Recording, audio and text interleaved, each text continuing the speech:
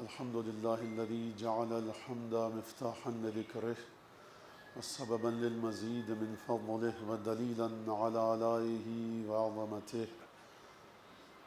والصلاة والسلام على عبده وأمين وحيه وخاتم رسله سيدنا ومولانا أبي القاسم محمد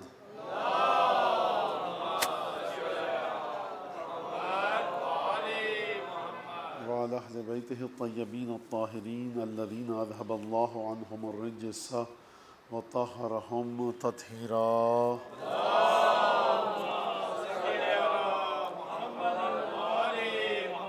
واللعن الدائم على أعدائهم أجمعين. أما بعد، فقد قال الله الحكيم في كتابه المجيد: أعوذ بالله من الشيطان الرجيم إنك لعلى خلق عظيم.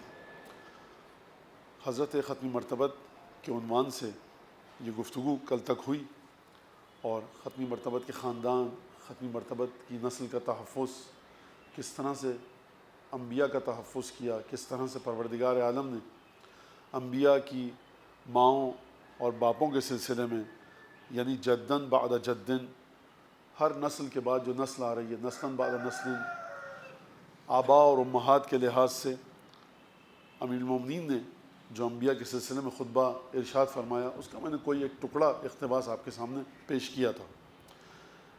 اور پھر میں نے یہ بات کہی تھی کہ آپ کے ذہن میں سوال آئے گا کہ ایام مناسبت کے ہیں جناب سیدہ کے اور شہزادی کونین کے، تو پھر یہاں پر ختمی مرتبت کے بارے میں گفتگو کرنے کا فلسفہ اور حکمت کیا ہے. اس کے بعد میں نے انا اعطیناک الکوثر کی آیت پڑھی تھی کہ جب تک آپ کو رسالت کی عظمت سمجھ میں نہیں آئے گی، اس وقت تک آپ کو جناب سیدہ کا مقام سمجھ میں نہیں آئے گا. اس کے بعد ایک اگلا سوال ذہنوں میں یہ آئے گا کہ اگر نبی کریم پر ختم نبوت ہو چکی ہے، نبی کریم پر ہر کمال کا سلسلہ ختم ہو چکا ہے، اور ختمی مرتبت خلق عظیم پر ہیں، یعنی اب اس کے بعد عظمت کا کوئی تصور نہیں ہے. اگر عظمت کا کوئی تصور نہیں ہے تو پھر اس کے بعد جناب سیدہ، جناب امیر، امام حسن، امام حسین علیہم الصلوۃ والسلام اور سلسلہ جو امامت کا ہے، اس کا ہم ذکر کیوں کرتے ہیں؟ اس کا ذکر اس لیے کیا جاتا ہے کہ آپ کی سمجھ میں، ہماری سمجھ میں یہ بات آئے کہ پروردگار عالم کو اگر رسالت رسول کو بچانا ہے، اگر ختمی مرتبت کے علوم کی حفاظت کرنی ہے، اگر آبرو اور حیثیت اور منزلت رسول خدا کو بچانا ہے، تو کس کے ذریعے بچایا جائے گا؟ کہ جو حدود و ثغور نبوت کو سمجھتا ہو، جس کے پاس علوم نبوت وراثت کے ذریعے آئے ہوں، قرآن کا قاعدہ، تفسیر، کتاب اکتسابی علم کے ذریعے اس کا علم نہ ہو، اس مقام پر ہو اس کا علم کہ جو اس نے براہ راست روح رسول خدا سے حاصل کیا ہو، وراثتاً عن الرسول کے جو امام رضا علیہ السلام کا لفظ ملتا ہے کہ اس نے وراثت کے ذریعے علم کو حاصل کیا ہو.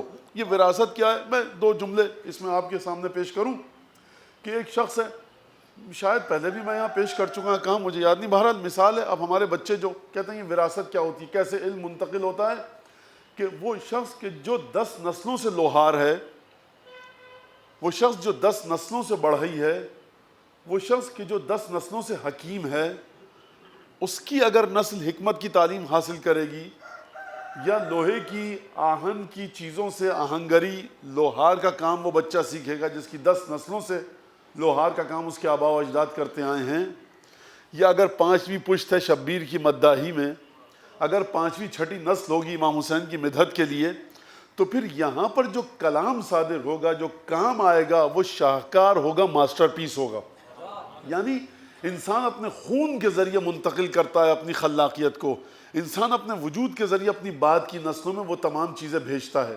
یہ کس کی بات ہو رہی ہے؟ یہ بات ہو رہی ہے عام انسانوں کی.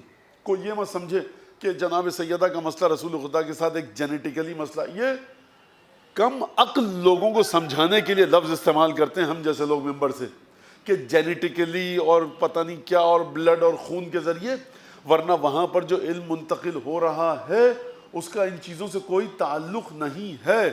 تربیت کی اور رسول خدا نے، اور جناب خدیجہ، اور پھر اس کے بعد حضور جناب اسماعیل کی تربیت کس نے کی تھی؟ بے آب و گیا میدان میں حضرت ابراہیم چھوڑ کر آ گئے تھے. تو یہ پروردگار عالم یہ تمام چیزیں سکھا اس لیے رہا ہے کہ جب بات آئے اہل بیت کی تو آپ اہل بیت کے علوم کی منتقلی کو، اہل بیت کے علوم میں جو ایک دوسری نسل میں نسلاً بعد نسل انتقال علم ہوتا ہے، اور آپ کی سمجھ میں نہ آئے کس چیز کے ذریعے انتقال علم ہوا، تو جا کر خضر و موسیٰ کا واقعہ پڑھیے، حضرت ابراہیم اسماعیل کا واقعہ پڑھیے، اور تمام کی تمام وہ چیزیں جو قرآن نے وراثت کے ذریعے منتقل ہونے پر جہاں گفتگو کی ہے اس کو سمجھیے۔ ایک بات، دوسری بات یہ کہ یہ جو وراثت کے ذریعے علم منتقل ہوتا ہے کہ امام کون بنتا ہے کہ جس کی نسل میں یا امامت ہو، یا وہ جو مولا کائنات نے خطبہ ارشاد فرمایا نہج البلاغہ میں المستحفظین علمہ یفجرون عیونہ، ہمیشہ کچھ ایسے لوگ ہوتے ہیں چاہے نبوت موجود ہو بظاہر دنیا میں یا نبی چلا جائے یا زمانہ وہ ہو کہ جو حضرت عیسیٰ کے بعد سے لے کر نبی کریم کا زمانہ تھا کہ جہاں پر کوئی نبی نہیں تھا، مولا کائنات اس زمانے کی بات کر رہے ہیں، خوب توجہ کیجئے گا۔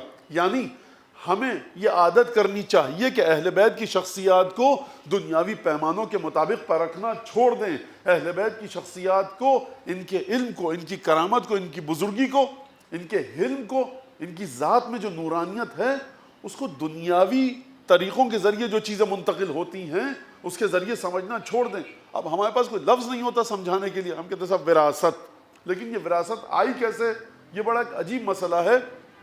اور دنیا عیسائیت میں، دنیا یہودیت میں اس بات کو مانا جاتا ہے۔ دنیا عیسائیت اور یہودیت کا مطلب یہ نہیں ہے کہ جس ملک کا اکثریت مذہب عیسائی ہو، بلکہ ان کے علماء، ان کے حکماء کہ جو توریت اور انجیل اور زبور سے واقفیت رکھتے ہیں، ان کے یہ بات واضح ہے کہ نبوت طیب و طاہر نسل کے ذریعے چلتی ہے، امامت طیب و طاہر نسل کے ذریعے چلتی ہے، اور امامت کا مسئلہ وراثت کے ساتھ جڑا ہوا ہے۔ اگرچہ تحریف شدہ انجیل میں اس کے خلاف باتیں ملتی ہیں، لیکن اگر ان کے ساتھ گفتگو کریں، آپ جا کر بیٹھیں ان کی کتابیں پڑھیں تو ان کی یہ بات ملتی ہے بڑی وضاحت کے ساتھ، اور وہ نسل کی حفاظت کا ذکر کرتے ہیں اپنی کتابوں میں۔ اور میں نے یہ جملہ کہا اگرچہ اس کے خلاف ان کی کتابوں میں باتیں ملتی ہیں تحریف شدہ انجیل میں، لیکن بہرحال ہمیں اس طرف نہیں جانا۔ تو انک لعلی خلق عظیم، پھر ہم کیوں بات کرتے ہیں جناب سیدہ کے بارے میں جب بات آتی ہے رسول خدا پر؟ کیونکہ جب مولا کائنات، خوب توجہ کیجئے اس بات پر، مولا کائنات کس زمانے کی بات کر رہے ہیں؟ زمانے ازمان الفترات، یعنی وہ زمانہ کہ جب دنیا انبیاء سے خالی تھی۔ دنیا انبیاء سے خالی تھی، اس کا مطلب کیا ہے؟ یعنی اس وقت کراچی میں کوئی نبی نہیں ہے، یعنی پاکستان میں کوئی نبی نہیں ہے، یعنی جزیرہ عرب میں کوئی نبی نہیں ہے، ایشیا، افریقہ، یورپ میں کوئی نبی نہیں ہے۔ یہ میں بات لمبا کیوں کر رہا ہوں، طویل کیوں کر رہا ہوں، اس بات کو لمبی کر رہا ہوں کیونکہ بچوں کی سمجھ میں آ جائے۔ یعنی یہ کرۂ خاکی، یہ تختہ ارض، یہ زمین، اس پر کوئی نبی نہیں ہے۔ کیا مطلب کوئی نبی نہیں ہے؟ یعنی وحی کا سلسلہ منقطع ہو چکا ہے، یعنی انسان ہدایت الہی کے ذریعے اپنے راستوں کو طے نہیں کر رہا، کیسے کرے گا؟ نبی ہے ہی نہیں کوئی۔ اس زمانے کی بات فرماتے ہیں مولا کائنات، ما برح للہ عزت آلاؤہ، خدا کی نعمتیں کبھی ختم نہیں ہوتی، اس کی وہ نعمتیں کہ جو بڑی عزیز ہیں، جن پر کوئی غلبہ نہیں پا سکتا، کہ ہمیشہ زمان فطرت میں، یعنی جب کرۂ خاکی، یہ زمین، یہ ارتھ پلانٹ آپ کا جب انبیاء سے خالی تھا، تو اس وقت بھی اس زمین پر ایسے لوگ تھے کہ ناجاہم فی فکرہم وکلمہم فی ذات عقولہم، کہ پروردگار ان کی سوچوں میں آ کر ان سے گفتگو کرتا تھا اور سرگوشی کے ساتھ کرتا تھا، اپنے پیغامات اس طرح سے بھیجتا تھا کہ کسی کو کانو کان خبر نہ ہوتی تھی۔ تو پروردگار عالم مولا کائنات اس زمانے کی بات کر رہے ہیں جہاں پر انبیاء سے زمین خالی تھی، اس کے باوجود روح انسانی اس مقام پر پہنچ چکی تھی گزشتہ انبیاء کی تعلیمات پر اثر کر کے کہ پروردگار براہ راست ان سے گفتگو کرتا تھا۔ تو اب مجھے یہ بتائیے کہ جو اپنی ولادت سے قبل اپنی ماں کو تسلی دے، مجھے یہ بتائیے کہ وہ خاتون، وہ بی بی کہ جو محور ہو، جو نقطہ التقاء ہو امامت اور نبوت کا، یعنی صلب عبداللہ اور صلب ابو طالب میں امامت اور رسالت کے نور کو تقسیم کیا گیا، اور شہزادی کونین کے وجود کے ذریعے اس ذات باری تعالیٰ نے امامت اور رسالت کو دوبارہ ایک نقطے پر مرکوز کیا۔ نور رسالت بھی ہو، نور امامت بھی ہو۔ نور امامت کی مالک سیدہ کیسے بنی؟ کف علی ابن ابی طالب، ہم پلہ ہیں علی کی۔ آیت اللہ محمد حسین اصفہانی اور وما ادراک ما محمد حسین اصفہانی، معمولی شخص نہیں ہے. یعنی کون ہے محمد حسین اصفہانی؟ آغا خوئی اس کے ایک شاگرد ہیں، وہ کونے میں ایک شاگرد ہے ان کے سلسلہ حلقہ درس میں. علم کے لحاظ سے، عمل کے لحاظ، بعض لوگ ہوتے ہیں علمی لحاظ سے بہت آگے ہوتے ہیں لیکن عمل کے لحاظ سے فاسق و فاجر نہیں ہوتے ہمارے علماء، لیکن اس مقام پر نہیں ہوتے. ایک شخص اس مقام پر ہے کہ طویل سجدہ کرتے تھے سید الشہداء کے حرم میں. سید الشہداء نے آ کر خواب میں کہا یہ سجدہ یہاں مت کیا کرو، ہمارے حرم میں گھر پہ جا کے کیا کرو. 40 دن تک آل نجاست پر لعنت بھیجی سفر کے پورے مہینے میں. 40ویں دن دیکھا رسول خدا خواب میں آئے، ہونٹوں کا بوسہ لے کر گئے. تو لعن اہل بیت پر لعنت کی طہارت کو سمجھیے آپ. رسول خدا ہونٹوں کا بوسہ لے کر گئے. یہ جو میں واقعات بتا رہا ہوں آپ کو، یہ ایسا نہیں کہ فل ان دا بلینکس کے لیے اخبار کے کالم میں 2 انچ کی جگہ خالی تھی کوئی بھی آپ نے خبر بھر دی مولانا نے آغا اصفہانی کے واقعات. یہ مراجع نجف اگر آپ کسی جا کر کہیں، جتنے 4-5 مرجع ہیں اس وقت نجف میں قم میں، ان سے جا کر آپ کہیں کہ صاحب میرے پاس آغا اصفہانی کا، محمد حسین اصفہانی کی ہاتھ کا لکھی ہوئی کتاب ہے، تو مرجع کہے گا لا کر دکھاؤ ہم کو. اور آپ اس مرجع کا کچھ بھی کہتے ہیں نا وہ آپ کو وقت نہیں دے گا، لیکن صرف ایک نام لے لیجئے کہ میرے پاس ان کا لکھا ہوا ایک خط ہے جس میں انہوں نے فرض کیجئے انا للہ و انا الیہ راجعون کی تفسیر کی ہے. وہ مرجع کہے گا لا کر دکھاؤ ہم کو. نہیں دے سکتا. کا فوٹو اسٹیٹ دے دو، دیکھیے گا پھر آپ کی سمجھ میں آئے گا. تو آغا محمد حسین اصفہانی، میں یہ کئی دفعہ اسی ممبر سے پڑھ چکا ہوں شعر، لیکن اس شخص کا، اس ہستی کا نام زندہ ہونا چاہیے. وہ عجیب فرماتے ہیں کہ دائرہ وجود را نقطہ ملتقی بود. فاطمہ زہرا کون ہے؟ یہ جو واجب الوجود اور ممکن الوجود کے نقطہ جہاں پر ملتا ہے، اس نقطے کے اتحاد کا نام ہے فاطمہ زہرا. اب میں ایک جملہ کہوں کہ مولانا یہ جب ہمارے علماء ایسا کہیں گے غلط عقائد پھیلائیں گے تو بچوں کو تو اللہ ہی حافظ ہے. عقائد کو سمجھیے خالص طریقے سے. میں ایک جملہ کہوں آپ کی خدمت میں، وہ یہ کہ بعض حیوانات ہوتے ہیں ان کو حفاظت کے لیے پالا جاتا ہے. میں نام نہیں لینا چاہتا. مہنگی ہوتی ہے قیمت، 2000 روپے کا، 3000 روپے کا وہ جانور، 10,000، 1 لاکھ، 2 لاکھ، 5 لاکھ. یہ قیمت بڑھتی کیوں ہے؟ یہ قیمت اس لیے ہوتی ہے کہ چور کودے کسی کے گھر میں، ڈاکو، اور اس حیوان کو گوشت میں کوئی بے ہوشی کی دوا ڈال کے دے دے. آپ نے حفاظت کے لیے خریدا، ایک تختی بھی لگا دی بی ویئر. اس نے چور ڈاکو کے ہاتھ سے وہ گوشت کا ٹکڑا کھا لیا، اس میں زہر تھا، بے ہوشی کی دوا تھی، بے ہوش ہو گیا. چور گیا، بڑے آسانی سے کام کیا، آ گیا. تو مہنگا تو ہے یہ جانور، لیکن اپنے مالک کے علاوہ کسی دوسرے کی غذا کھا لیتا ہے.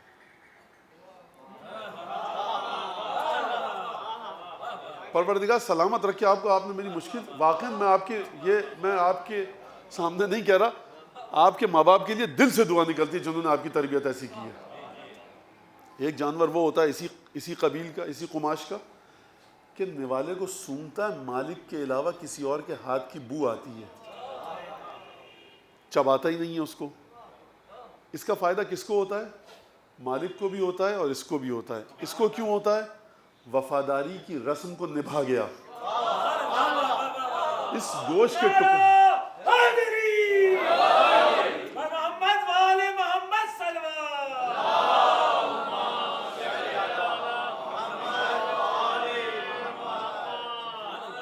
منہ نہیں مارا اس پر. تو کیوں نہیں مارا منہ؟ بھائی اس میں ہو سکتا کوئی بھی چیز نہیں، یہ بالکل پاک و صاف لقمہ تھا، لیکن بو جو آ رہی تھی نا مجھے، میرے مالک کے ہاتھ کی نہیں تھی. تو یہ سب سے مہنگا جانور ہوتا ہے. روایت میں کہا گیا ہے کہ دافع الکلاب عن الابرار، جو علوم اہل بیت کے ذریعے اہل بیت کی تعلیمات کی حفاظت کرے، اس کو خطاب دیں گے ملائکہ اس کی موت کے بعد جب جنت میں لے کر جائیں گے کہ سلام ہو تجھ پر ایھا المتعصب للائمۃ الابرار، سلام ہو تجھ پر اے تعصب کو رکھنے والے ائمہ ابرار پر. ودافع الکلاب عن الابرار، تو وہ شخص ہے کہ جس نے نیک لوگوں سے بھونکنے والے کتوں کو دور کیا. یعنی مطلب کیا ہے اس کا؟ مطلب یہ ہے کہ مولانا یہ دیکھیے یہ واقعہ یہ اس پہ عمل کریں، نیچے دیکھ تو لو کہ تمہارے مالک کے ہاتھ کی بو آ رہی ہے اس میں سے کسی اور کے مالک کی، ریفرنس کس کتاب کا لکھا ہوا ہے، مفاتی سی لی گئی ہے، صحیفہ سجادیہ کی دعا ہے، مولا کائنات کا خطبہ ہے، غرر الحکم کی حدیث ہے، یہ ہے کہاں پر؟ ہر رینکنے والی آواز کے پیچھے ہماری قوم چلنے لگتی ہے، جو مولا کائنات نے فرمایا یمیلون مع کل ریح، اور ہر ہوا کے جھونکے کے ساتھ یہ ہل جاتے ہیں، وہ اتباع کل نائق، جو آواز جہاں سے آ رہی ہے اس کے پیچھے چلے گئے۔ آپ کے گھر میں نہج البلاغہ موجود ہے، آپ کے گھر میں صحیفہ سجادیہ موجود ہے، آپ کے گھر میں مفاتیح الجنان موجود ہے، آپ کے گھر میں مولانا فرمان صاحب علی اللہ مقامہ الشریف کا ترجمے کا قرآن موجود ہے۔ دیکھیے تو صحیح کہ کس آیت کی دلیل کہاں پر ہے۔ میں عصمت کی گواہی نہیں دے رہا مولانا فرمان صاحب کی، لیکن کھول کے تو دیکھیں۔ تو آغا اصفہانی کیا فرماتے ہیں، اس کے بعد میں رب دوں، فرماتے ہیں کہ جو میں نے کہا جناب سیدہ کے حوالے سے بات تھوڑی سی آگے آ گئی کہ سنیے اس بات کو، وہ کیا کہتے ہیں اپنے قصیدے میں جو انہوں نے جناب سیدہ کے لیے قصیدہ کہا ہے، فرماتے ہیں کہ ام ائمہ غرر دختر سید بشر، 11 اماموں کی ماں ہے، سید بشر مصطفیٰ کی بیٹی ہیں، ایک شخصیت تو رہ گئی نا، ماں ہیں 11 اماموں کی، بیٹی ہیں کس کی؟ رسول خدا کی، تو شوہر کہاں گئے؟ کہا کہ بلکہ سزد کے دعوی کیس کے جزو ہم سری با شہلا فتح کنت۔ کہا دیکھو میں نے تعارف تو بتا دیا، بیٹی کس کی ہیں؟ رسول کی، ماں کس کی ہیں؟ 2 تعارف ہو گئے، زوجہ کس کی ہیں؟ کہا زوجہ کی بات پوچھتے ہو اگر فاطمہ کے شوہر کا، تو فرمایا کیس کے جزو ہم سری با شہلا فتح کنت، ہے کون فاطمہ کے علاوہ اس پوری کائنات میں جو علی مرتضیٰ کے ہم پلہ ہونے کا دعویٰ کرے؟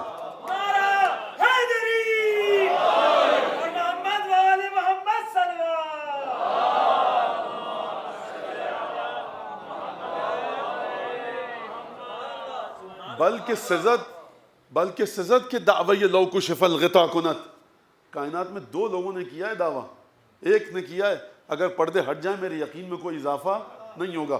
فرماتے ہیں کہ دوسری شخصیت جس کو کرنا چاہیے تھا دعویٰ نہیں کیا، وہ شہزادی کونین ہے۔ اور میں اپنی طرف سے ایک نادان فکر کا جملہ سمجھ لیجئے کہ وجود امام اور امامت اتنا بلند ہے کہ شہزادی یہ دعویٰ کر سکتی ہیں، لیکن اپنے شوہر نامدار کی حیثیت کو نمایاں کرنے کے لیے یہ دعویٰ نہیں کیا کہ دعویٰ مخصوص رہے میرے شوہر نامدار سے۔ اور کل بات آئی خدا واقعاً، اور آپ کے یہ جو جس طرح سے ذوق سے سننا یہ مجھے مجبور کر رہا ہے کہ میں بات کو اور پھیلاؤں، بخدا میں 40-45 منٹ کی مجلس۔ دیکھیے میں نے کیا کل جملہ پیش کیا آپ کے سامنے کہ حتی افضت کرامت اللہ سبحانہ و تعالی الی نبیہ محمد صلی اللہ علیہ وآلہ، یعنی مقام ختمی نبوت کیا ہے؟ معراج کرامت رسول خدا، معراج کرامت خدا ہے، یعنی جب پروردگار عالم کی کرامت بلند ترین مرحلے پر پہنچی تب نبی کریم نے اس عرصہ گیتی میں اس کرۂ خاکی پر قدم رکھا، بطن مطہر جناب آمنہ، صلب طاہر جناب عبداللہ سے، اور نسل طیب و طاہر ہاشم و عبد مناف اور جناب عدنان سے رسول خدا نے اس دنیا میں قدم رکھا۔ حتی افضت، خوب توجہ کیجئے گا، بات مشکل نہیں ہے، آپ کی توجہ کا طالب ہوں، بلکہ خطبہ آپ کی توجہ چاہتا ہے۔ اور کون ہے جو رسول خدا کے بارے میں گفتگو کرے سوائے اس کے کہ جس کا خون رسول کا خون ہو؟ یہ دعا ہے میری مولا کائنات سے، میں بھیک مانگ رہا ہوں کہ یہ جملے کی حقیقت آپ تک منتقل ہو جائے، بخدا دنیا اور آخرت سمجھ آئی۔ کس جملے کے بارے میں بات کر رہے ہیں مولا کائنات؟ حتی افضت کرامت اللہ الی نبی محمد صلی اللہ علیہ وآلہ، کرامت پروردگار، کرامت پروردگار جب اپنے آخری نقطے تک پہنچی، اور کرامت پروردگار جس کا سلسلہ آدم سے چلا تھا اور وہ پہنچی کہاں پر؟ رسول خدا تک۔ تب پروردگار عالم نے نبی کریم کو اس خاندان میں سے پیدا کیا، اس نسل سے پیدا کیا، ماں ایسی تھی باپ ایسے تھے، پیدا کیا، یعنی خود نبی کریم کا اس دنیا میں تشریف لانا پروردگار کی کرامت کا آخری نقطہ ہے۔ اب یہ بچہ نومولود ہے، اب یہ بچہ آغوش مادر میں ہے، افضت کرامت اللہ الی نبی محمد، کرامت خدا یہاں تک پہنچی۔ اب یہ کرامت خدا نے آمنہ کی آغوش میں مصطفیٰ کو عطا کیا، اب یہ کرامت کہاں تک چلے گی؟ ایک کرامت کا جلوہ اور پہلو یہ ہے کہ صادق اور امین مکے کے دشمن کہیں گے. بنو امیہ کی بچپنے سے دشمنی چل رہی ہے بنو ہاشم سے، لیکن پورا کا پورا مکہ صادق اور امین کہہ رہا ہے. یہ کرامت کس سطح کی ہے؟ بھائی سماج میں ایکسیپٹنس مل گئی، سماج نے قبول کر لیا. مخالفت کی دین کی، رسول خدا کی مخالفت کی، عبادتوں کی، شخصیت کی مخالفت کی، شخص کی مخالفت کی، لیکن کردار پر انگلی نہیں اٹھا پائے. یہ ہے کرامت خدا. اب یہ کرامت خدا کہاں تک گئی؟ پہلی وحی نازل ہوئی. پہلی وحی کب نازل ہوئی؟ 40 برس تک محنت کی، اپنے قلب مطہر کو اس مقام پر فرمایا. اور کیا کہنا ہے رسول خدا کے بارے میں؟ پوچھنا ہے بھائی سے پوچھئے رسول خدا کے، یا پوتوں سے پوچھئے. بقیہ دنیا کو کیا پتا، جاہلوں کو اور گوانوں کو، کہ رسالت ہوتی کیا ہے. وہ لوگ کہ جن کی رگوں میں رسول کا خون دوڑ رہا ہے، رسالت ان سے پوچھئے. اس سے پوچھئے کہ جو رسول کا لعاب دہن چوس کے جوان ہوا، اس سے پوچھئے. یا اس سے پوچھئے کہ جس کے لیے رسالت اپنے مقام سے کھڑی ہو جاتی تھی، اس سے پوچھئے. فرمایا چھٹے امام نے فوجد قلبه اطوع قلبا واخشع قلبا واورع قلبا. جب 40 برس کے رسول خدا ہو گئے، خدا نے رسول خدا کے قلب پر نگاہ ڈالی. رسول خدا کے قلب کو پوری کائنات میں سب سے طیب و طاہر و پاکیزہ خوف خدا میں مبتلا قلب پایا. جب قلب پایا تو پھر پہلی وحی نازل ہوئی. ما مرہ، رسول خدا چھٹے امام فرما رہے ہیں، کہیں سے ہمارے نانا ہمارے دادا نہیں گزرتے تھے الا مگر یہ کہ پتھر، درخت، پہاڑ، چٹان کہتے تھے السلام علیک یا رسول اللہ، السلام علیک یا امین وحی اللہ، سلام آپ پر رسول خدا. یعنی اب ایک جملہ سن لیجئے، پتھر، شجر، جھاڑیاں مکے کے گواہی دے رہے ہیں السلام علیک یا رسول اللہ. اور یہ رسول 8ویں کی اسلامیات کا رسول لکھنے والے کی عقل پر پتھر پڑیں کہ صاحب گھبرا گئے، خدیجہ کے پاس آئے، خدیجہ میری سمجھ میں نہیں آ رہا. یہ رسول چھٹے امام کا رسول ہے، اور وہ رسول اسلامیات کی کتاب لکھنے والوں کا رسول ہے. تو رسالت کے ذریعے سمجھیے کہ کون رسالت کو کتنا سمجھا. آپ اسلام کی ابجد جہاں سے شروع ہوتی ہے رسالت اس کو نہیں سمجھے تو آپ اسلام کی تمام حقیقتوں کو کیسے سمجھیں گے؟ پتھر، شجر، حجر، مدر سلام کر رہے ہیں.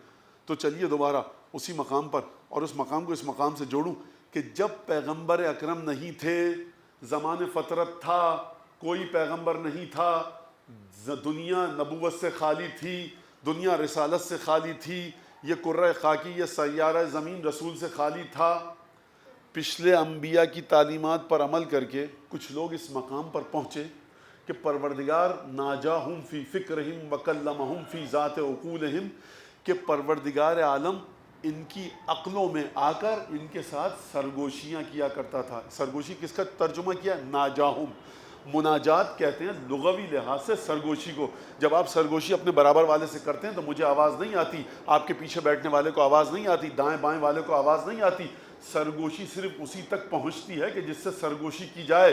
یعنی آپ سرگوشی کرنے کے علاوہ کسی اور کو اپنی بات سمجھانے کے قابل اور لائق نہیں سمجھتے. یہ جو پروردگار عالم زمان فطرت میں کچھ لوگوں کے ساتھ مولا کائنات کے فرمان کے بقول گفتگو کر رہا ہے، یہ نبی نہیں ہے، یہ رسول نہیں ہے، یہ کیا ہیں؟ یہ خدا کے بندے ہیں.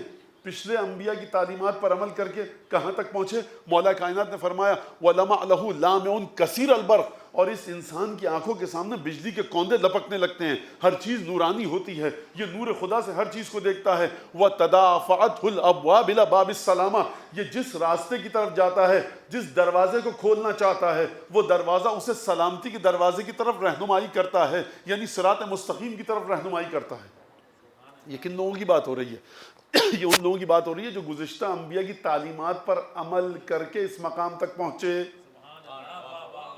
انبیاء کو انہوں نے دیکھا نہیں ہے، گزشتہ انبیاء. تو مجھے ایک سوال کا جواب دیجئے کہ جو آدم، موسیٰ، عیسیٰ، نوح، ادریس، شیس کی تعلیمات پر عمل کر کے یہاں تک پہنچ جائے، اس کا اسٹیٹس یہ ہے. مجھے بتائیے جو ختم نبوت کی تعلیمات پر عمل کرنے کے بعد آگے بڑھیں، اس کا مطلب ہے کہ امت میں ایسے لوگ ہوں گے اس وقت، ہم آپ کے درمیان بیٹھے ہوں گے.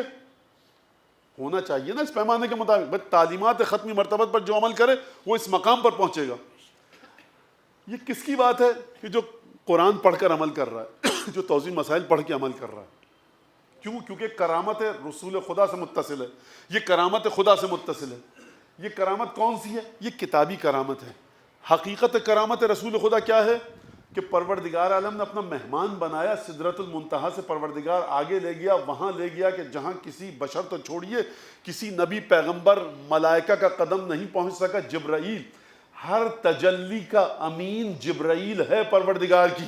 پروردگار کی ذات میں کوئی بھی علم اگر پروردگار بھیجنا چاہے جبرائیل کو عطا ہوتا ہے۔ سدرۃ المنتہا سے آگے جبرائیل کا اسٹیٹس بھی نہیں ہے کہ وہ پہنچ سکے، پہنچے رسول خدا۔ تو مجھے یہ بتائیے کہ جب نبی کریم نے دنیا میں قدم رکھا، کرامت خدا نبی کریم سے مخصوص ہو گئی، اب یہ کرامت بڑھتی رہی، سدرۃ المنتہا سے آگے گئی، اب یہ کرامت کس مقام پر ہے؟ کیا یہ وہی کرامت ہے جو نبی کریم کو نبوت وہ ولادت کے وقت ملی تھی، یا اس کرامت سے آگے کی بات ہے جب فرشتوں کو پیچھے چھوڑ کر آگے چلے گئے؟ یعنی صاحب معراج دنیاوی صاحب معراج اخروی کا مالک بنا، جو اس دنیا میں آیا تھا پروردگار کے رازوں کو لے کر، جو راز رہ گئے تھے زمین پر آنے سے، ان رازوں کو اس نے وہاں جا کر دیکھا۔ جب وہاں جا کر دیکھا تو ایک تحفہ عطا کیا گیا، اس سیب کو کھاؤ، اس نورانیت بہشت کو اپنے وجود میں لے کر جاؤ۔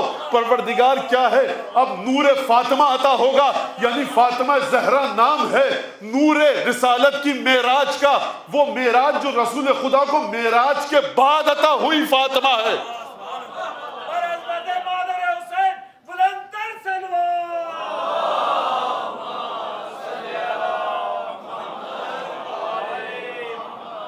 اسی لیے کہا علماء نے کہا کہ سورہ یاسین قلب قرآن ہے۔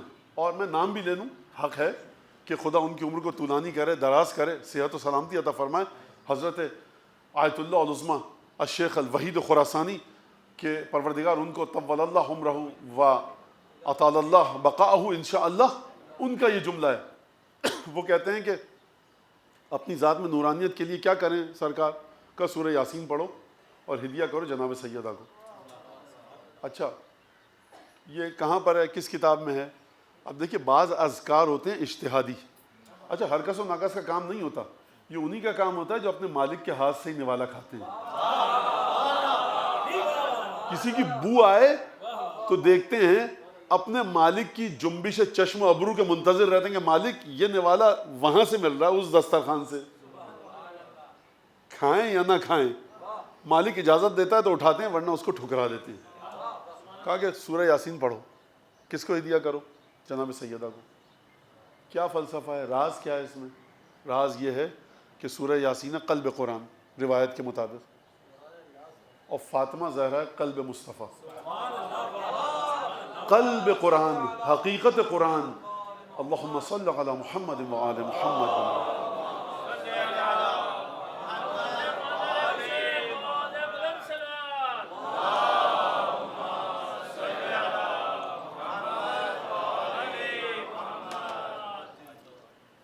لہٰذا قلب قرآن، قلب مصطفیٰ کو ہدیہ کرو۔ قرآن کا نچوڑ، مصطفیٰ کی شخصیت کے نچوڑ کو، اسارہ وجود کو، جوہر وجود کو ہدیہ کرو۔ اس کا اثر بڑا عجیب ہوگا، کیونکہ اس قلب تک رسائی کا راستہ صرف فاطمہ زہرا ہے۔ اور فاطمہ زہرا کو کیا تحفہ دیا جائے جو شان فاطمہ کے مطابق ہو؟ شان فاطمہ کیا ہے؟ حقیقت قرآن شان فاطمہ ہے۔ قلب قرآن سورہ یاسین شان فاطمہ ہے۔ تو یہاں تک اب یہ شہزادی کا وجود اس مقام پر ہے۔ کس مقام پر؟ کہ صاحب معراج کرامت الہی، یعنی کرامت الہی کو معراج کہاں پر ملی؟ جب رسول خدا دنیا میں آئے۔ لیکن پروردگار نے اس پر اکتفا نہیں کیا، بس نہیں کیا۔ پروردگار نے نبوت عطا کی، اکتفا نہیں کیا۔ نبوت کے کچھ برس کے بعد 120 دفعہ کہتے ہیں رسول خدا کو معراج عطا ہوئی ہے۔ 120 دفعہ معراج عطا ہوئی، یعنی رسول خدا کو جو دنیا میں معراج اور بلند ترین کرامت کے مالک ہیں پروردگار کی، ان کو پروردگار سدرۃ المنتہا پر لے کر گیا، اور وہاں پر تمام فرشتوں کو پیچھے چھوڑ کر رسول خدا آگے گئے، اور اس مقام پر جا کر یا اس مقام سے واپسی میں ایک تحفہ وجود جناب سیدہ عطا ہوا۔ یعنی اب آپ بتائیے مجھے کہ کتنا خالص وجود ہے۔ اب یہاں سے سمجھیے کہ ہم جناب سیدہ کی جو مدحت کرتے ہیں، ہم مدحت جو کرتے ہیں جناب امیر المومنین کی، وہ اس وجہ سے کہ اگر تعلیمات رسالت کی خلوص کو، تعلیمات رسالت کی پاکیزگی کو آپ کو دیکھنا ہے تو ذات سیدہ کا مطالعہ کیجئے، ذات امیر المومنین کا مطالعہ کیجئے، ان سے متصل ہو جائیے۔ رسالت کا نور اگر آپ کو چاہیے تو ان دونوں ہستیوں کے علاوہ کہیں نہیں ملے گا، اس گھر کے علاوہ کہیں نہیں ملے گا۔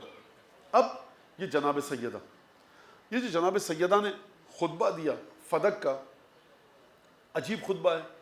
سب سے پہلے گفتگو کی حمد الہی کی، اس کے بعد گفتگو کی کلمہ طیبہ لا الہ الا اللہ پر، اس کے بعد گفتگو کی توحید پر، گواہی دی وحدانیت کی، اس کے بعد گواہی دی اپنے بابا پدر گرامی کی رسالت کی اور نبوت کی، اور اس کے بعد پھر بی بی نے عجیب اسلامی قوانین کے 28 پہلوؤں پر جناب سیدہ نے گفتگو فرمائی ہے۔ نماز، روزہ، حج، زکوٰۃ، جہاد، عدل، انصاف، مساوات، شرک، ایمان، ان تمام کی حقیقتوں پر ایک ایک دو جملوں میں گفتگو فرمائی ہے۔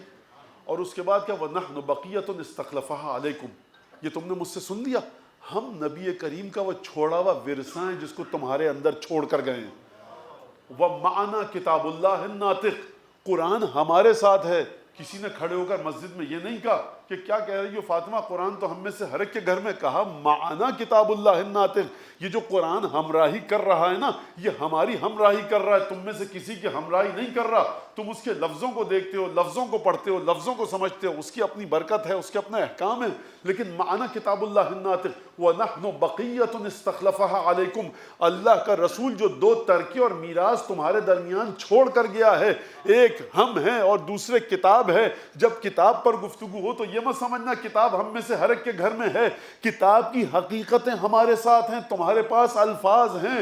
لہٰذا انسان اگر کسی گزرے ہوئے شخص کو پہچاننا چاہے، کوئی شخص مر گیا، چلا گیا دنیا سے، کوئی پولیٹیشن، سیاستدان، کوئی فلاحی رفاہی کام کرنے والا، کوئی پروفیسر، کوئی بھی شخص چلا گیا دنیا سے، آپ اس کو سمجھنا چاہتے ہیں تو اس کے نزدیک ترین لوگوں سے پوچھیں گے، انٹرویو لیا جاتا ہے۔ دنیا بڑی عجیب ہے کہ وہ کام جو دنیا کے ہر انسان کے ساتھ کیا جاتا ہے سمجھنے کے لیے، جب اہل بیت کی یا رسول خدا کی باری آتی ہے تو ہر غیر کے پاس جایا جاتا ہے سوائے گھر والوں کے۔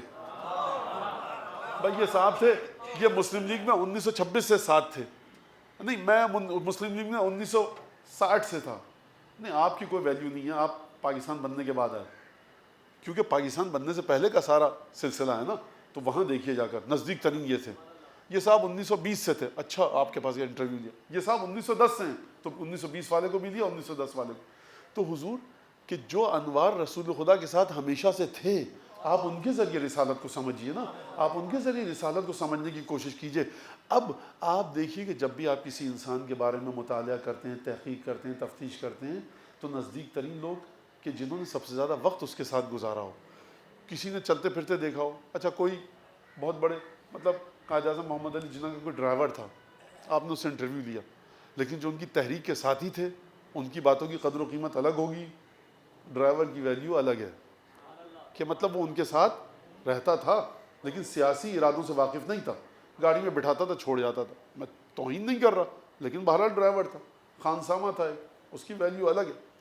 تو یہاں پر جناب سیدہ فرما رہی نحنو بقیۃ استخلفها علیکم، تم رسول کے بعد جانے کے بعد اس دنیا سے رسول کی زندگی کو سمجھنا چاہتے ہو، رسول سے متصل ہونا چاہتے ہو، ہمیں چھوڑ کر گئے تمہارے درمیان اپنی نشانی کے لیے، اور خبردار قرآن تک مت جانا۔ یہ میرا جملہ ہے۔ بی بی نے کیا کہا؟ بی بی نے کہا معنا کتاب اللہ الناطق، قرآن جو خدا کی کتاب ہے وہ ہمارے ساتھ ہے۔ کسی نے اٹھ کر یہ نہیں کہا کہ ہمارے ساتھ بھی تو ہے، کیونکہ مسجد میں جو مجمع تھا وہ سمجھ رہا تھا کہ یہ معیت قرآن جو فاطمہ کے ساتھ ہے اور ہے، جو معیت قرآن ہمارے ساتھ ہے اور ہے۔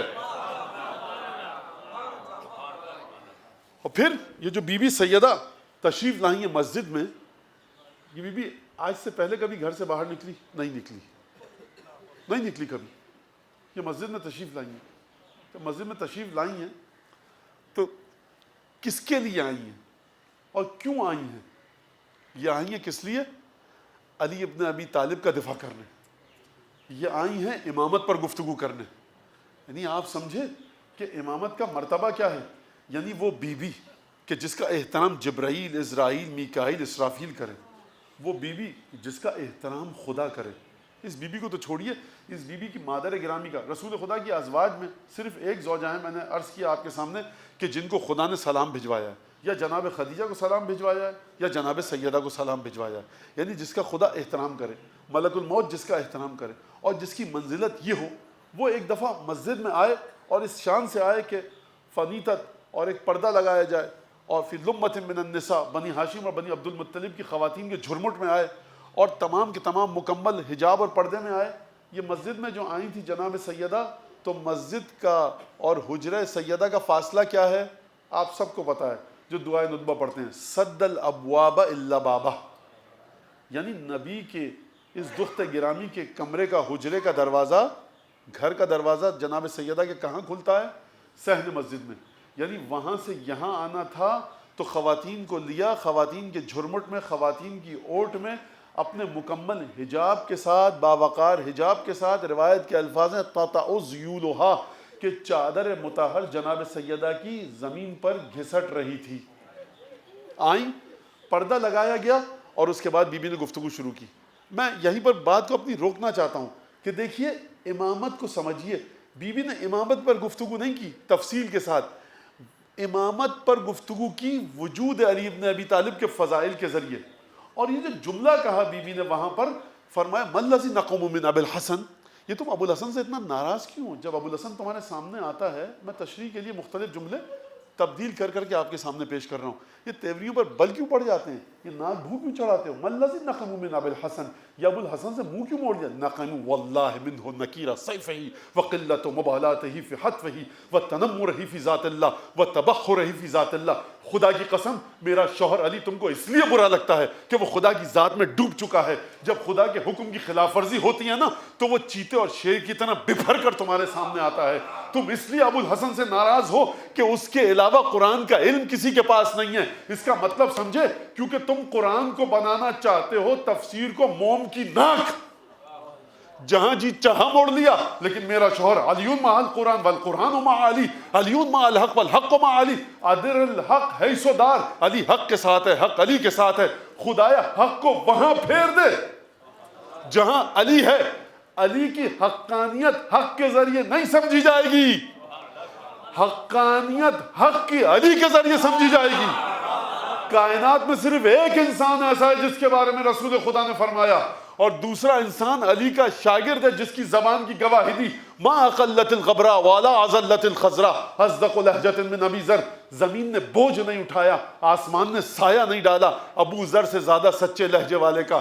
یہ زبان کی گواہی دی، اور یہاں زبان کی گواہی کمپیریٹو حق ہے، تقابلی حق ہے۔ زبان حق کہتی ہے، کان حق سنتا ہے، آنکھ حق دیکھتی ہے، ناک حق کی چیز کو سونگھتی ہے۔ اب یہ کیا ہوگا فقہی بحث، اس کو چھوڑ دیجئے۔ قدم حق کے رستے پر اٹھتے ہیں۔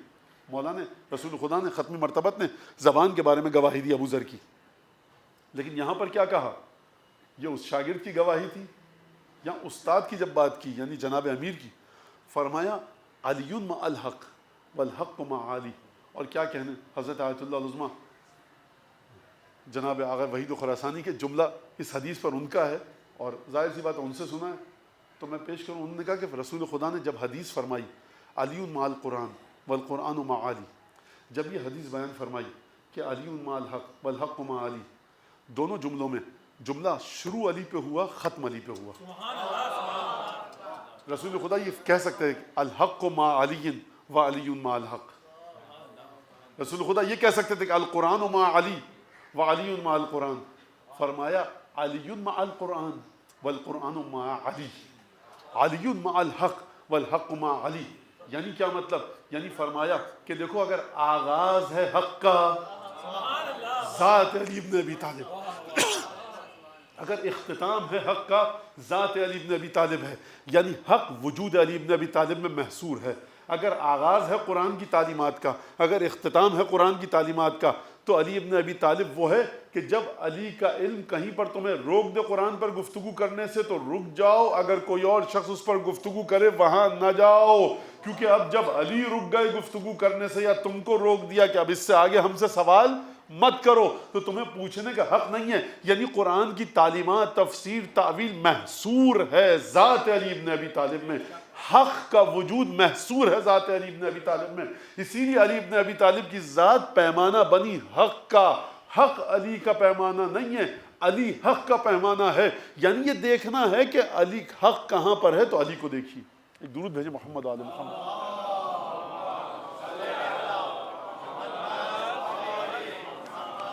اب یہاں پر امامت پر جناب سیدہ کیا کہہ رہی ہیں، کیا فرما رہی ہیں؟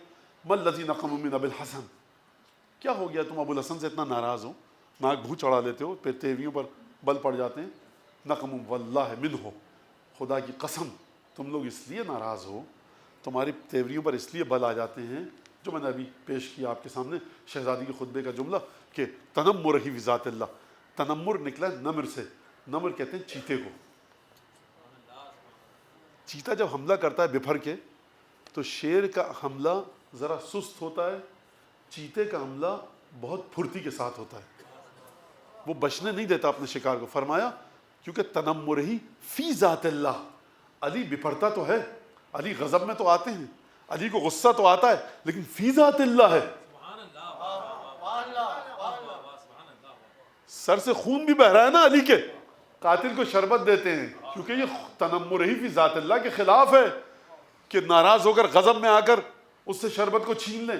بیٹا اس کے ہاتھ ذرا ڈھیلے کر کے باندھو، کس کے مت باندھو اس کی مشقیں، ہاتھ کو ڈھیلا کر دو، بابا شربت پی لیجیے. ابن منجم کو بھی دیا، یعنی مہمان نہیں علی کے گھر کا. صلی اللہ علیہ کی امیر المؤمنین، تراب العالمین لتراب مقدمہ الفدا، کائنات تمام کی تمام علی کے قدموں کی خاک پر قربان. بخدا ایسا شخص ہے جس کے لیے سزاوار و شائستہ ہے کہ استاد جبرائیل کہلائے، اور روایت میں موجود ہے. ایسا شخص اس لائق ہے کہ جو روایت ہے ہمارے پاس چھٹے امام کی کہ تمام ملائکہ باطن وجود علی ابن ابی طالب سے خلق ہوئے ہیں، نور علی ابن ابی طالب سے تمام ملائکہ خلق ہوئے ہیں. کیوں؟ ملائکہ کا مقام یہ ہے کہ مرحلہ عقل پر رہیں، ان کی ذات میں سوائے خدا کی خوشنودی کے کچھ نہ آئے. تو ایسے نور کی ضرورت ہے کہ جو رسول خدا کا نور اس طرح کا ہو کہ جس کی ذات میں سوائے خدا کی ذات کے ناراضگی نہ آئے. سیدہ کے نور سے کیا خلق کیا گیا، حسن حسین کے نور سے کیا خلق کیا گیا. یعنی یہ جو کہا جاتا ہے نا ما خلق تو سمام مبنی ولا ارض مدھیہ، بات اس طرف چلی جائے گی. روایات کو دیکھیے آپ جا کر کہ جہاں پر چھٹے امام نے فرمایا کہ پنجتن یا چہار تن علی فاطمہ حسن حسین علیہ السلام، ان کے نور سے پروردگار عالم نے کیا کیا خلق کیا. جنت و جہنم کس کی خوشی اور غضب کا نشانہ ہے، ملائکہ کس لیے خلق کیا، عرش کس کے ذریعے خلق کیا گیا، لوح و قلم کس کے وجود کی تجلی ہے. تمام کے تمام عالم ما سوا پنجتن کی نورانیت کے سائے میں ہے. اب بی بی آئی ہیں مسجد میں خطبہ دینے کے لیے، اور یہ میں نے آپ کے سامنے دو چار الفاظ پیش کیے. اب چلیے کہ وقت ہے میرے پاس ابھی 15-20 منٹ، میں اس میں حضرت امام رضا علیہ السلام کا جو خطبہ ہے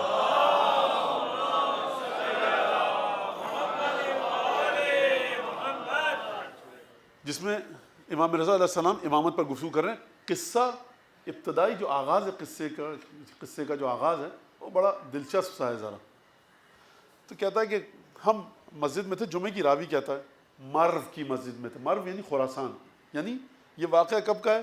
یہ واقعہ 200 ہجری سے لے کر 203 ہجری کے درمیان کا، کہ کیونکہ 3 سال حضرت رضا سلام اللہ علیہ قیام فرما ہوئے ہیں مرو میں خراسان میں. جب مامون نے بلایا تھا تو تقریباً 199 ہجری کا آخری سال تھا، 200 ہجری کا شروع کا سال تھا. امام تقریباً 7-8 مہینے میں، کیونکہ اونٹوں کے ذریعے سفر کیا جاتا تھا اور طویل رستے سے لے کر جایا گیا، مدینے سے عراق اور پھر اس کے بعد شیراز، فارس اور یہ تمام ایران کے مرکزی حصے کو طے کرتے ہوئے جو صحرائی تھا اور اس کے کنارے سے ہوتے ہوئے اور پھر یہ پہنچے خراسان. تو تقریباً 1 سال 8 مہینے 9 مہینے لگ گئے.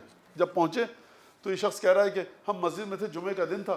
اب جمعے کا دن مسجد مسلمانوں سے بھری ہوئی ہے، تو تذاکرنا فی مسئلۃ الامام، ہم نے امامت کے بارے میں گفتگو کی، بھائی امامت کیا ہے، اور ہر آدمی اپنی بات کہہ رہا تھا. خیر میں بیٹھا، گفتگو سنی، مجلس برخاست ہوئی، ہر آدمی اپنے اپنے گھر گیا. میں حضرت کی خدمت میں پہنچا نماز جمعہ کے بعد، تو گفتگو کی امام سے سلام علیک، اور کیا یا ابن رسول اللہ کہ ہم نے مذاکرہ کر رہے تھے ہم ایک امامت کے بارے میں، اور پھر ہم نے یہ ذکر کیا کہ وَاخْتِلَافُ الْقَوْمِ فِيهَا، اور لوگوں کا امامت کے بارے میں جو اختلاف ہے اس کا بھی ذکر ہوا. کیونکہ قرآن امامت کی تفسیریں بہت مختلف ہیں، امامت پر اختلاف بہت زیادہ ہے، امامت کی ڈیفینیشن پر. پھر میں اپنے بچوں کے لیے امامت پر کیوں آ گیا میں؟ کیونکہ ایام شہزادی کے اور شہزادی کا جو خطبہ ہے وہ اس میں 2-3 چیزیں، جس میں اہم ترین چیز کیا ہے؟ امامت ہے اور غدیر ہے۔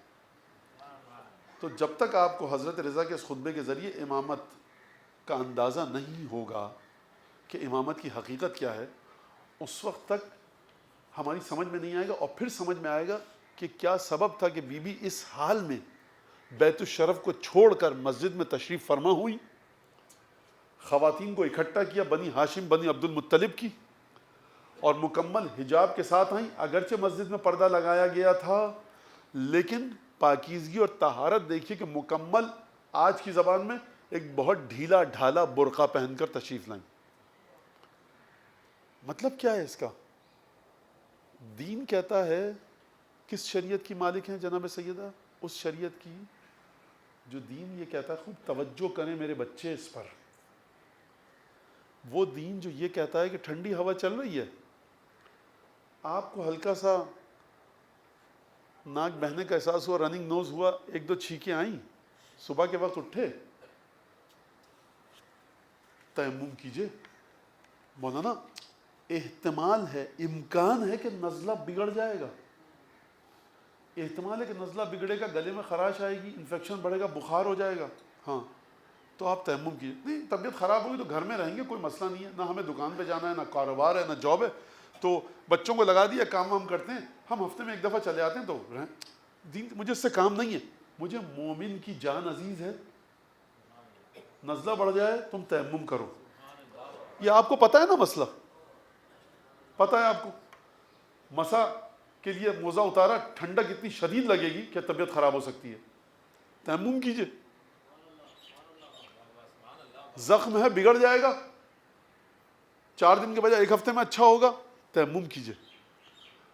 اس دین کی فہم رکھنے والی سیدہ اس حالت میں اٹھ کے گئی ہے مسجد میں کہ جب انسان سے چلا نہیں جاتا۔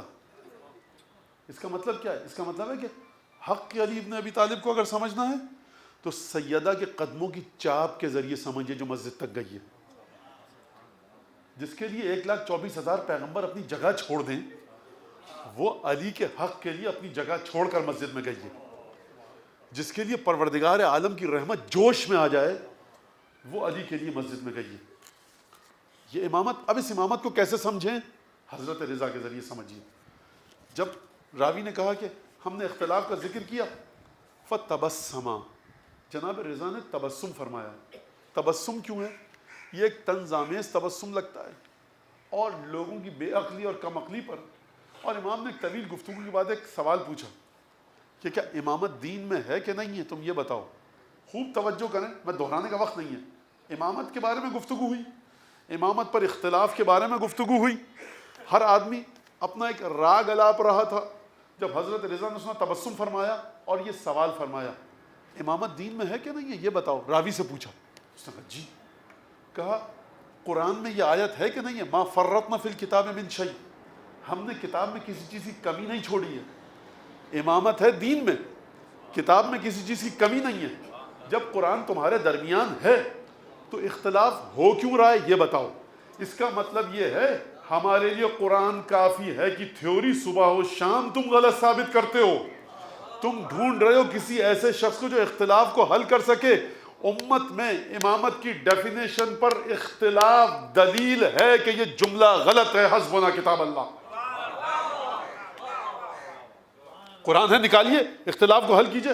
ہر شخص اپنا راگ الاپ رہا ہے۔ امامت نام ہے لیڈرشپ کا، غلط۔ امامت نام ہے ملک کو چلانے کا، غلط۔ امام زمانہ اس وقت ملک کو ظاہری لحاظ سے چلا رہے نہیں چلا رہے، برکتیں ان کی روحانیت کی الگ ہیں۔ ایڈمنسٹریٹو پوائنٹ آف ویو سے امامت کی ڈیفینیشن کو اگر آپ دیکھیں، امام یعنی ایک ایڈمنسٹریٹر ہوتا ہے جو ملک کو چلاتا ہے۔ امام نے تو ہمارے کبھی نہیں چلایا ملک کو۔ مولا کائنات کی حکومت کے بعد ملک کہاں چلا پائے؟ ائمہ کو ظاہری حکومت نہیں ملی۔ امامت نام ہے معاشرے کی رہنمائی کا، کہاں معاشرے کی رہنمائی کی؟ چوتھے امام کے 8-10 شاگرد ملتے ہیں۔ امام جعفر صادق علیہ السلام کے 14, 15, 19 شاگرد ہیں۔ یہ اللہم صلی اللہ علیہ وسلم، یہ جو 4000 شاگرد امام جعفر صادق علیہ السلام کے ہیں، وہ اسی طرح سے ہیں کہ کسی آیت اللہ کی مجلس میں اگر وہ مجلس پڑھ رہے ہیں آیت اللہ تو 2000 آدمی بیٹھے ہوں. جو خالص ترین نظریات ہیں اس مرجع تقلید کے آیت اللہ کے قرآن اور حدیث کے بارے میں وہ 10 15 20 25 50 سے زیادہ نہیں ہوتے. تو امامت نام کس کا ہے؟ پھر امام نے فرمایا اس سے کہ قرآن میں ہر چیز کا ذکر موجود ہے نا. خدا فرما رہا ہے ما فرطنا فی الکتاب من شیء، ہم نے کتاب میں قرآن میں کسی چیز کی کمی نہیں چھوڑی ہے. تو یہ بتاؤ کہ پھر امامت اگر قرآن میں ذکر ہے، اور اب میں آسان الفاظ میں قرآن میں پروردگار عالم کا نقطہ نظر، پروردگار عالم کا زاویہ نظر قرآن میں امامت کے بارے میں آ چکا ہے، اور تم کہتے ہو قرآن میں ہر چیز ہے، تو نکالو قرآن سے. جی اپنے رسول اللہ قرآن سے ہی نکالا ہے. میرا سوال ہے تو پھر اختلاف کیوں ہے؟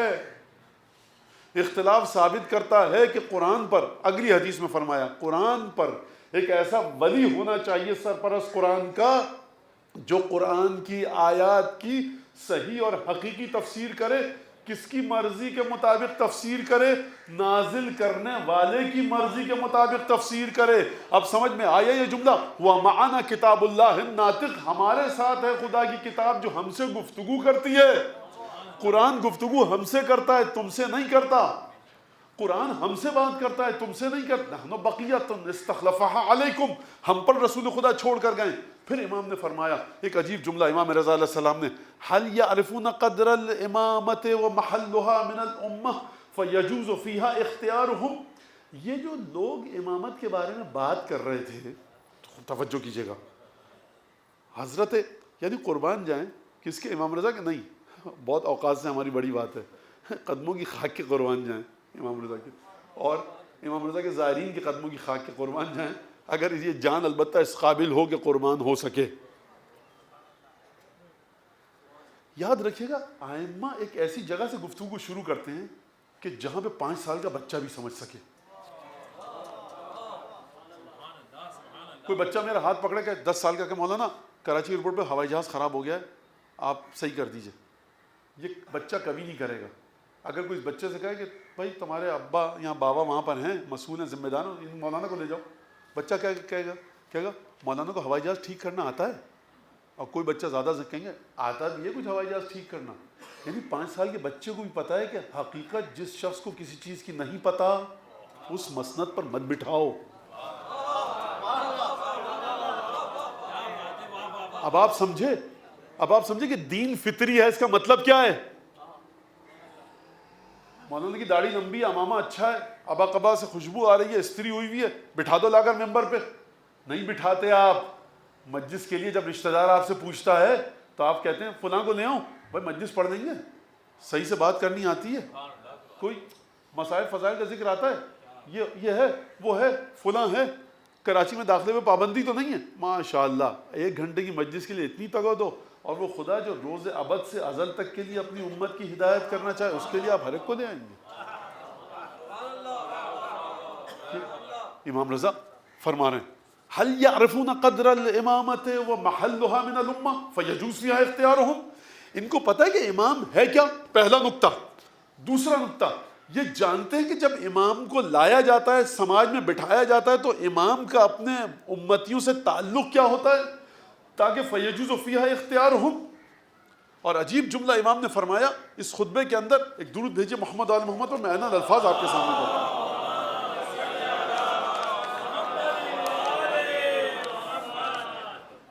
امام نے فرمایا جملہ دیکھیے، آپ کسی چیز کی حقیقت کو آپ کیسے سمجھتے ہیں؟ لمبائی، چوڑائی، گہرائی، بلندی سے. مینار پاکستان کی لمبائی ہے، چوڑائی ہے، گہرائی ہے، بلندی ہے، بنیاد ہے. کسی ایک چیز تو، کوئی ایک چیز تو آپ کی پکڑ میں آ جائے، مینار پاکستان کی کیلکولیشن میں آ جائے. امام فرما رہے ہیں ان الامامۃ اجل قدرا واعظم شانا واعلی مکانا وابعد غورا وامنع جانبا من ان یبلغها العقول او ینالهم الناس بآرائهم. خوب سمجھیے حضرت رضا کیا فرما رہے ہیں. معمولی قصہ نہیں ہے امامت. امامت یعنی توحید زمین پر، امامت یعنی نور خدا، امامت یعنی اسماء جلال و جمال و صفات الہی انسانی وجود میں، امامت یعنی رحمت الہی کا مظہر، امامت یعنی جنت و جہنم کی تقسیم، امامت یعنی جبرائیل تمہارا چوکھٹ چومے. یہ امامت معمولی چیز نہیں ہے. فرمایا حضرت رضا نے ان الامامۃ اجل شأنا واعلی مکانا وارفع قدرا واعظم شانا وامنع غورا وابعد غورا وامنع جانبا من ان يبلغها العقول من ان يبلغها الناس بعقولهم او ينالهم بآرائهم.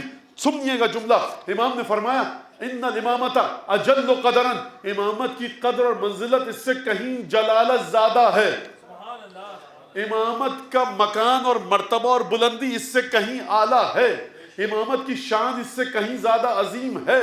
امامت کی سرحدیں اس سے زیادہ بلند ہیں، تمہاری عقلوں سے دور ہیں.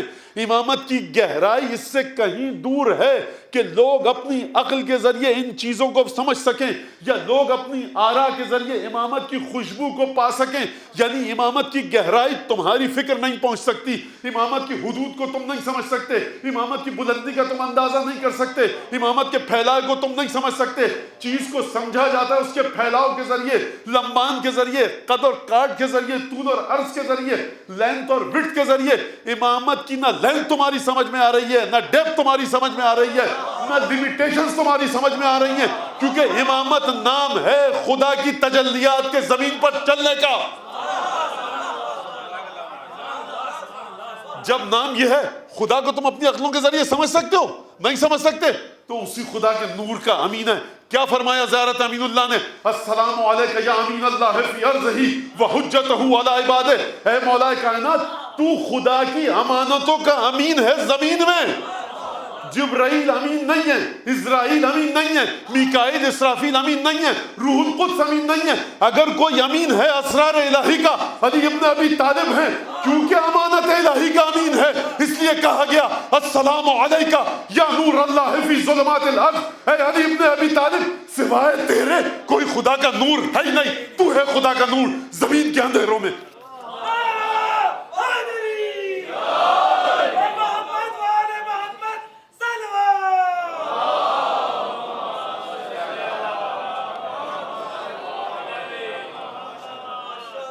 فرمایا اگلا جملہ دیکھیں، فرمایا ان اللہ خص.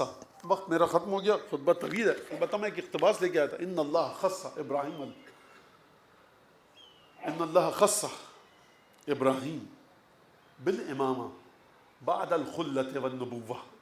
تم امامت کو، حضرت رضا کے جملے ہیں، تم امامت کو کیا سمجھو؟ خدا نے امامت ابراہیم کو عطا کی کب؟ خلت اور نبوت کے بعد.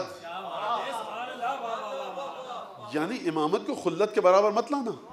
ابراہیم خلیل اللہ، امامت اس سے آگے ہے، نبوت سے آگے ہے. قرآن کی آیت ہے جاعلک للناس امام. ابراہیم میں تم کو امام بنا رہا ہوں. پھر فرمایا کہ عجیب جملہ، المخصوص بالعلم الموسوم بالحلم. دو جملے کس کے؟ امامت کے بارے میں. المخصوص بالعلم الموسوم بالحلم. امامت مخصوص ہے علم سے، یعنی جو علم امام کے پاس ہوتا ہے کسی کے پاس نہیں ہوتا، اور موسوم ہے حلم سے. خوب توجہ کیجیے گا، اردو میں جب ہم کہتے ہیں کہ آپ کس نام سے موسوم ہیں، آپ کہتے ہیں میرا نام محمد علی ہے، حسن ہے، حسین ہے، لیکن عربی میں اس کا مطلب یہ نہیں ہے. الموسوم کا مطلب ہے علامت. جب عرب لوہے کو داغ کرتا ہے، دائرہ، مثلث، ستارہ، چاند، لوہے کا بنا کے سلاخوں کا گرم کرتا ہے، اونٹ کے بدن پہ چپکاتا ہے تو اس جگہ پہ جلا ہوا نشان رہ جاتا ہے، تو سمجھ میں آ جاتا ہے کہ یہ اونٹ میرا ہے، فلاں اونٹ آپ کا ہے. اگر ایک لکیر ہے جلی ہوئی تو میرا اونٹ ہے، دو لکیریں تو آپ کا ہے. وہ علامت کبھی مٹتی نہیں ہے کیونکہ وہاں سے کھال جل جاتی ہے، بال اگتے نہیں ہیں، تو اونٹوں کو سمجھا جا سکتا ہے. اس کو کہتے ہیں وسامہ، یعنی علامت لگا دی. امام فرما رہے ہیں، امام رضا، الموسوم بالحلم. امام کو پہچاننا ہے نا کسی برتاؤ اور بیہیویئر کے ذریعے، تو حلم کے ذریعے پہچانو. یعنی بدترین حالات میں امام کے صبر کا دامن لبریز نہیں ہوتا. بدترین حالات میں اگر تم نے غلطی سے امام کے پیر کو کچل دیا تو نعوذ باللہ من ذالک، امام ایک تماشا لگا دیں گے، دھکا دے دیں گے تم کو. نہیں، مرحلہ حلم پر ہے. الموسوم بالحلم، یہ امام کے بارے میں فرمایا. یہ دو چیزیں کس طرح سے تم اس کے وجود تک نہیں پہنچ سکتے. حلم کا مقام کیا ہے؟ حلم کا مرحلہ کیا ہے؟ میں نے ابھی عرض کیا کہ سر زخمی ہے، جسم مطہر میں زہر پھیل رہا ہے، لیکن پورے سکون اور وقار کے ساتھ ضربت لگی، بسم اللہ وباللہ وفی سبیل اللہ وعلی ملت رسول اللہ، ہائے تکلیف ہو رہی ہے، زخمی ہو گیا سر، آیت پڑھی، مٹی کو اٹھا کر علی بن ابی طالب نے اپنے سر اقدس میں ڈالا. یہ ہے حلم، آخری منزل ہے حلم کی. امام حسن علیہ السلام خون کی قے ہو رہی ہے، راوی آتا ہے جندب امام کا صحابی، یا ابن رسول اللہ عزنی، مجھے نصیحت فرمائیے. خون کی قے کر رہے ہیں امام. بعض روایت میں کہ سہارا دے کر بٹھاؤ ہم کو، سہارا دے کر بٹھایا گیا. بخدا ہم میں سے کسی کو نزلہ بڑھ جائے نا، ہم گفتگو نہیں کرتے. امام کہہ رہے ہیں مجھ سے مانگ رہا ہے نصیحت میرے نانا کا امتی. یہ ہے حلم. نصیحت کی وہاں پر عجیب نصیحت کی. زخمی سر کے ساتھ علی بن ابی طالب نے وصیتیں کی، عجیب وصیتیں کی. اور پھر آپ حلم کو سمجھنا ہے آپ کو. ہر کا لشکر آ رہا ہے، 2 پانی. اور دیکھیے، میں رسول خدا کی بیٹیوں کا حق ضائع نہ ہو جائے، رسول خدا کی دختران کا، سیدانیوں کا حق ضائع نہ ہو. آپ کو کبھی سنا آپ نے کسی مقتل میں دشمن نے لکھی ہو تاریخ کہ جناب زینب نے اعتراض کیا، بھیا کیوں دے دیا پانی تم نے؟ اگر حسین منزل امامت پر ہیں تو رسول خدا کی بیٹیاں امامت کی منزل میں فانی ہیں. بھیا نے دے دیا، امام وقت ہیں. اور میں بتاؤں آپ کو حلم کا معنی کیا ہے؟ الموسوم بالحلم، امامت کا حلم کہاں پر ہے؟ گودال قتل گاہ میں گھوڑے سے گر چکے ہیں، اد کھلی آنکھوں سے دیکھا غش آ چکا ہے مولا حسین کو. قاتل آ رہا ہے خنجر لے کر. بعض تاریخوں میں نے پڑھا ہے، کہا واپس جا، تیرا کام نہیں ہے، کسی اور کو بھیج. یعنی دیکھ، حسین کی نگاہیں تیری ذات میں ایک ابھی ہلکی سی موہوم سی امید دیکھ رہی ہیں نجات کی. اگر تو نے خنجر میری گردن پر چلا دیا نا تو تب تو جہنم سے نہیں بچ سکے گا. یعنی گودال قتل گاہ میں ہے مولا، جسموں سے خون بہہ چکا ہے، لیکن اس کے باوجود کہہ رہے ہیں کہ نہیں تو واپس چلا جا. تاریخ کے مطابق یہ ہے الموسوم بالحلم. اس امامت کو پہچانوانے کے لیے سیدہ ایک دفعہ باہر آئیں. کل میں نے واقعہ عرض کیا نا کہ جاؤ شیوخ المدینہ، مدینہ میں کے بزرگ آئے، کہا ان فاطمہ بنت محمد تبکی لیلا ونہارا، یا علی جئنا کا، ہم تمہارے پاس اس لیے آئے ہیں کہ ان تخبر فاطمہ، تم یہ بات بتا دو. لب و لہجہ دیکھیے، گفتگو کا طریقہ دیکھیے، یعنی دھمکی آمیز لہجے میں بات کی جا رہی ہے. بھائی فاطمہ کو بتا دو کہ رسول کی بیٹی رات دن گریا کرتی ہے. فلا یہنع احد بفراشنا، ہم جب رات کو سونے جاتے ہیں سکون سے نیند نہیں آتی، دن کو کاروبار نہیں ہو پاتا. فاطمہ سے کہا تبکی لیلا و نہارا، یا رات کو روئے یا دن کو. ایک اور جملہ بتاؤں، شیوخ مدینہ جب آئے نا تو تاریخ میں یہ جملہ ہے کہ فاطمہ اپنے باپ کو دن اور رات روتی ہیں. کیا سبب ہے؟ میں کہوں گا ارے ظالموں، فاطمہ کا بابا چلا گیا، رحمت للعالمین چلا گیا، فاطمہ گریا نہ کرے تو کیا کرے؟ مولا آئے، کہا شہزادی شیوخ مدینہ آ کر کہیں یا راتوں کو روئیے یا دن کو. دیکھیے علی کے لیے بہت سخت ہے یہ جملہ کہنا.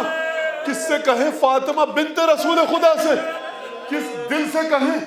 سیدہ نے جواب دیے یا علی سے کہہ دی ما اقل مکسی بینہم و اقرب رحیم. علی کہیے ان سے اب میں بہت جلد ان کے درمیان سے گزرنے والی ہوں. بی بی نے یہ جملہ کہا، آپ نے سنا. میں ہاتھوں کو جوڑ کر شہزادی کی خدمت میں ایک جملہ کہوں گا. میں کہوں گا بی بی ذرا دھیرے سے جملہ کہیے. اس حجرے میں زینب بھی ہے، حسین بھی ہے، حسن بھی ہے. ارے بچے جب یہ سنیں گے کہ ماں کچھ دنوں میں مرنے والی ہے تو دل پر کیا گزرے گی؟ شاید جواب آئے گا شہزادی کا، اے نادان ابھی میرے بیٹوں کو بہت کٹھن وقت دیکھنا ہے. ارے زینب کو ابھی علی اکبر کا زخمی سینہ دیکھنا ہے، عباس کے بریدہ بازو، حسین کا سر گو کے نیزہ پر. اور ایک وقت وہ آئے گا کہ جس ہاتھوں کو علی چومتے تھے ان ہاتھوں میں رسن بنے گی. عبید اللہ دنیا کے دربار اللہ لعنت اللہ علی القوم الظالمین وسیعلم الذین ظلموا أَيَّ منقلب ينقلبون۔ پروردگار ان آنسوؤں کو اپنی بارگاہ میں قبول فرما، بانی مجلس سے، حاضرین سے، پروردگار جو اپنی کوئی حاجت لے کر آیا ہے، پروردگار در سیدہ وہ دروازہ ہے کہ جب رسول کو کوئی حاجت ہوتی تھی اس در سیدہ پر آتے تھے۔ پروردگار تجھے فاطمہ زہرا کی مظلومیت کی قسم، فاطمہ زہرا کے محسن شہید کی قسم، یہ مومنین مومنات جو ہیں ان سے سزاداری کو اور اس حقیر سے اس ذکر کے کرنے کو قبول فرما، بانی مجلس سے قبول فرما۔ پروردگار حضرت حجت کی بارگاہ میں اس مجلس کو تعزیت تسلیت کا باعث قرار دے۔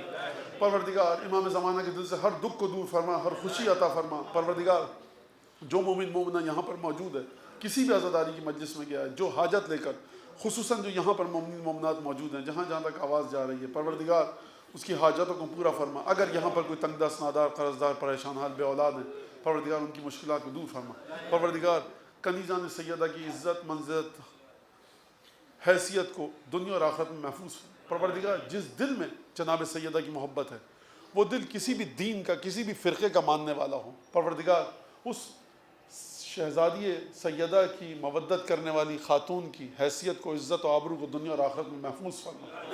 پروردگار صاحب خانہ کے مرحومین و مرحومات کی، اسی طرح جو حاضرین ہیں ان کے مرحومین و مرحومات کی، والدین، اقرباء، اعزاء، ذوی الحقوق، محسنین، اساتذہ، ان سب کی مغفرت فرما۔ پروردگار جنہوں نے سو سلام مرثیہ یہاں پر پڑھا ہے ان کی اس خدمت کو قبول فرما۔